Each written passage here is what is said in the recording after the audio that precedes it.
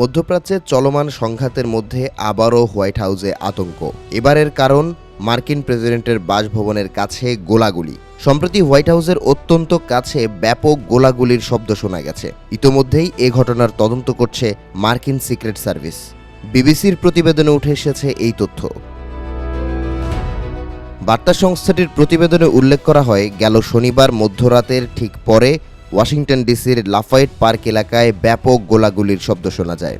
এই ঘটনার প্রেক্ষিতে কর্মকর্তারা সেখানে পৌঁছান, পাশাপাশি তল্লাশি চালান প্রেসিডেন্ট বাসভবনের ঠিক উত্তরে অবস্থিত সেই পার্ক এবং এর আশপাশের এলাকায়। তবে সিক্রেট সার্ভিস জানিয়েছে, তল্লাশির সময় কোনো সন্দেহভাজনকে পাওয়া যায়নি, এমনকি কারো আহত হবার তথ্যও নেই। সংস্থাটি এবং তাদের সহযোগীরা একটি সম্ভাব্য যানবাহন ও সন্দেহভাজন ব্যক্তিকে খুঁজছে। যদিও মার্কিন প্রেসিডেন্টটি বুলেটের লক্ষ্যবস্তু ছিলেন বলে মনে করছেন বিশ্লেষকরা। সাপ্তাহিক ছুটির দিনে ফ্লোরিডার মার-এ-লাগো স্টেটে সময় কাটান ডোনাল্ড ট্রাম্প। যদিও এ সপ্তাহেই হোয়াইট হাউসে ছিলেন মার্কিন প্রেসিডেন্ট, যার কারণে দুইয়ে দুইয়ে চার মেলাচ্ছেন নেটিজেনরা। হোয়াইট হাউসের নিচে বিশাল সুরক্ষিত কমপ্লেক্স তৈরির কার্যক্রম পরিচালনা করছে মার্কিন সামরিক বাহিনী। সম্প্রতি বিষয়টি নিশ্চিত করেছেন খোদ ডোনাল্ড ট্রাম্প। হোয়াইট হাউসের বলরুমের নিচেই তৈরি হচ্ছে এই কমপ্লেক্স। ধারণা করা হচ্ছে শত্রুপক্ষের হামলার ভয়েই সুরক্ষা বাড়াতে এমন সিদ্ধান্ত নিয়েছেন প্রেসিডেন্ট। গেল অক্টোবরে ট্রাম্পের নির্দেশে হোয়াইট হাউসের একটি বড় অংশ বুলডোজার দিয়ে গড়িয়ে দেওয়া হয়।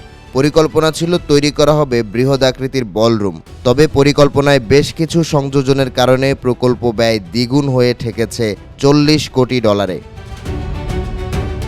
মধ্যপ্রাচ্যে যুদ্ধ শুরুর আগে ও পরে বেশ কয়েকবার ট্রাম্পকে হত্যা চেষ্টার অভিযোগ উঠেছে। মার্চের শুরুতে হোয়াইট হাউসের ব্যারিকেড ভেঙে দ্রুত গতিতে একটি গাড়ি ছুটে আসে।